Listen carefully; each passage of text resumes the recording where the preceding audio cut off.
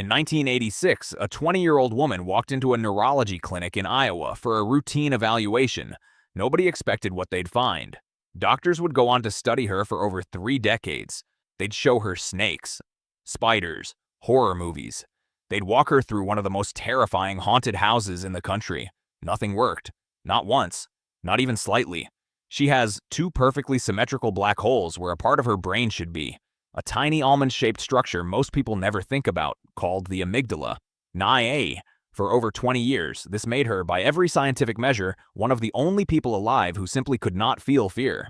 Then, in one final experiment, decades into studying her, researchers finally found the one thing that broke through completely, and what it revealed changed how scientists understood fear itself. Her name in the research is simply SM, initials used to protect her identity. Dr. Daniel Tranell first met her at the University of Iowa in 1986 when a neurologist referred her in for what was expected to be a routine evaluation. It turned into a lifelong research project. SM was added to a research database at the University of Iowa, a collection of patients with rare and specific brain damage, built by pioneering neuroscientists Antonio and Hannah Damasio. By the time she joined, she was patient number 46 out of what would eventually grow to over 3,000 cases. But her brain scan stood out immediately. Researchers described it as unlike anything they had seen before, symmetrical, near-total destruction of the amygdala on both sides of her brain. The cause was a condition most people have never heard of. Urbach-Wiethe disease, an extraordinarily rare genetic disorder. Fewer than a few hundred cases have ever been documented worldwide. A tiny genetic mutation causes calcium deposits to slowly build up in specific brain structures over childhood. In most people with this disease, the damage is mild. In SM, it was severe, and it happened to land almost perfectly on the exact structure researchers already suspected was central to processing fear. She had unknowingly become one of the most scientifically valuable people on the planet, a real living test of a question researchers had never been able to answer directly before. What happens to a person when the fear center of the brain simply isn't there anymore? Researchers wanted to know something simple. Could SM experience fear normally in response to things that terrify almost everyone else? Neuroscience news. So they tested her systematically over years. They exposed her to spiders, snakes, a location ranked among the most haunted places in the country, deliberately frightening films. Neuroscience news. In one test, staff took her to an exotic pet store and placed a live snake directly in her hands. Most people flinch, recoil, or refuse entirely. SM reached out and handled it with open curiosity, the same way someone might examine an interesting rock. Science direct. She'd also previously been confronted at knifepoint in a real, non-experimental, genuinely dangerous situation. When researchers asked her to recall it, she described the events accurately and in detail, but without the emotional charge most people would carry from a moment like that. Science direct. The haunted house test became one of the most talked about parts of her case. Actors were specifically trained to jump out, scream, and startle visitors, and by every account, it works on almost everyone. SM wasn't scared. In some visits, she reportedly became the one leading the group forward, curious about what was around the next corner, rather than the one hanging back. One researcher on the team, Dr. John Shaw, described it precisely.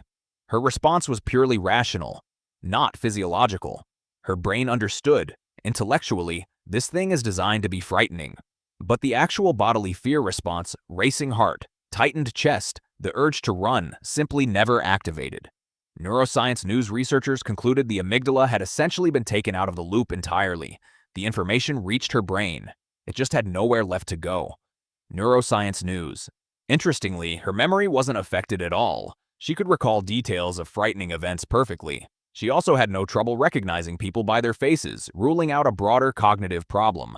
This wasn't confusion, or memory loss, or dysfunction. It was one specific, narrow, precise gap. Fear itself, and only fear. Science Simple Book Publishing. For years, the scientific story seemed settled.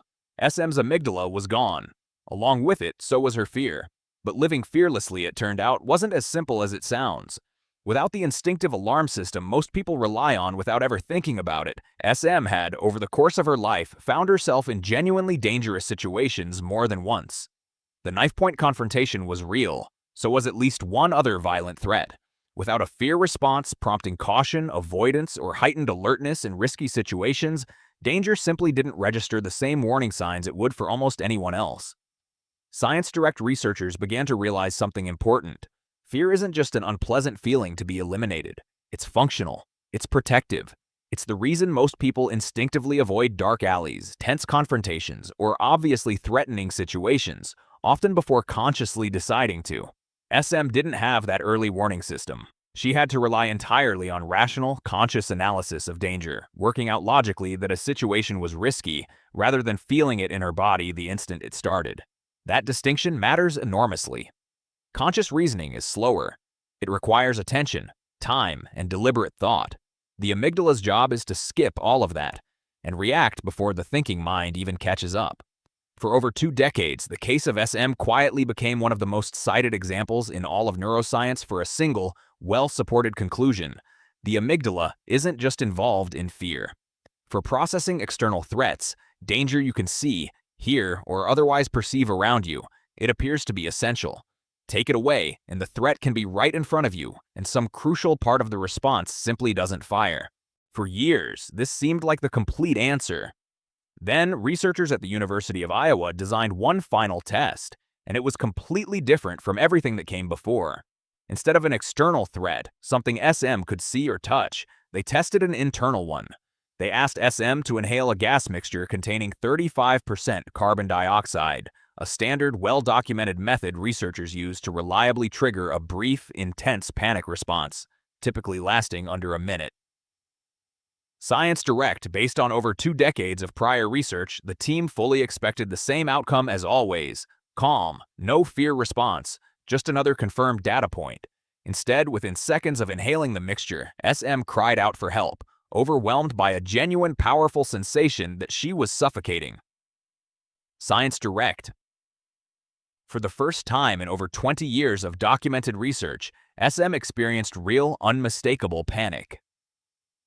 Researchers had unknowingly stumbled onto something the field hadn't fully mapped before. The brain appears to process external threats and internal threats through separate systems entirely.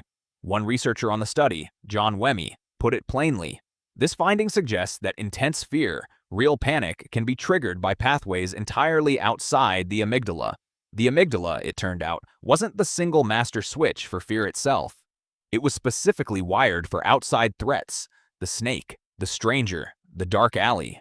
But a completely separate system buried elsewhere in the brain handles threats coming from inside the body itself, suffocation, and likely other internal alarms most people never consciously notice. 20 years of research had given scientists a clear, confident answer. And then one experiment, testing a completely different kind of threat, proved that answer was only half the story. SM wasn't simply fearless. She was fearless in one very specific, narrow way, and completely, overwhelmingly capable of fear in another, one nobody had thought to test until decades into her case. This single, unexpected result reshaped how researchers think about fear itself. It's not one simple system with one on-off switch. It's at least 2 separate networks, one built to react to danger out in the world, and another built to respond to danger happening inside your own body. This has real implications far beyond one rare case. Understanding these separate systems has helped researchers better understand panic disorders, PTSD, and anxiety conditions, since some patients seem to struggle primarily with external triggers, while others are driven almost entirely by internal physical sensations, a racing heart, tightness in the chest, that spiral into overwhelming panic. SM's case suggests these aren't just different symptoms of the same problem. They might genuinely be different systems malfunctioning in different ways, which could eventually mean different, more targeted treatments for each. None of this would have been discovered without one woman living an ordinary life in Iowa, who happened to have an exceptionally rare condition, and who spent over 3 decades patiently participating in test after test after test, many of which confirmed nothing new at all until one finally did. For over 20 years, SM walked through haunted houses, held live snakes, and recalled being threatened at knifepoint, all without the racing heart, the tightened chest, the instinct to run that almost everyone else would feel automatically. Then, for the first time, one test found the exact thing that could reach her. Not a snake, not a stranger, not a haunted corridor built specifically to be terrifying. Just her own body, telling her it couldn't breathe. It's worth sitting with what that actually reveals. Fear isn't really about spiders, or strangers, or dark rooms. Somewhere underneath all of that, it's about your own body, and its most basic, ancient warning that something is genuinely wrong. SM spent decades proving that fear of the outside world could be switched off entirely. And in one afternoon, without meaning to, she proved that a different kind of fear, coming from inside, never truly can be.